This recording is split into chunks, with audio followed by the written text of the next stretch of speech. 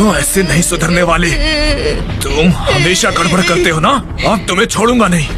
और अब तुमने ड्रैगन प्रिंस को भी नाराज कर दिया है ना, तुम लोगों को मैं छोड़ूंगा नहीं। तुम दोनों को सबक सिखाने का ये एक बढ़िया मौका मिला है मुझे, और मैं इसे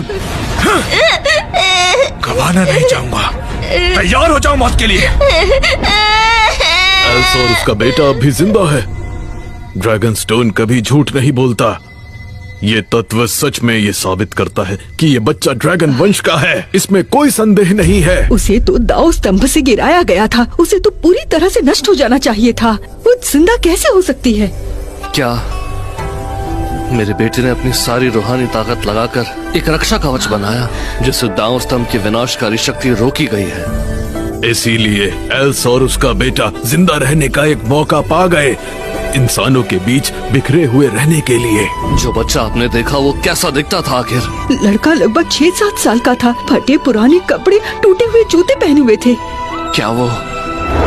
मेरा कोई पिता नहीं है, कभी नहीं था। वही है, बिल्कुल वही है। वो बार बार कह रहा था कि उसे तुमसे माफी चाहिए। वही है तुम्हारा बेटा। अगर तुमने उसे माफ नहीं किया तो उसकी माँ मर जाएगी।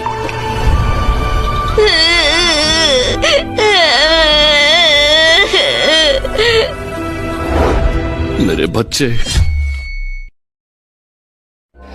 मेरे बेटे ने अपनी पूरी जान लगा दी, पर उसे स्वर्ग के दांव स्तंभ में बंद कर दिया गया। पत्नी ने अपनी रूह को बचा लिया, पर उसका एक हिस्सा खो गया। अब वो कमजोर और बेहोशी में रहने लगी है। एडम, हमें जल्दी से एल्सा का वो गायब हिस्सा वापस करना होगा, वरना उसकी जान को बहुत खतरा होगा। मुझे दोनों को बचाना है।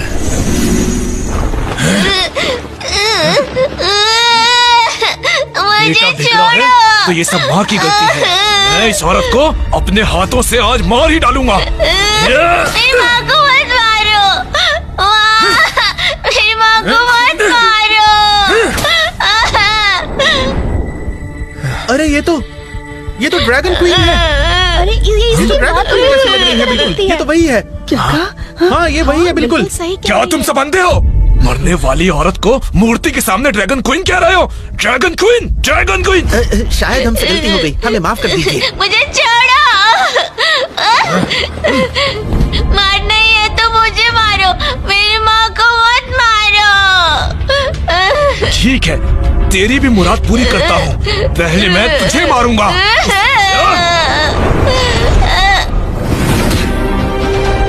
ये क्या हो रहा है?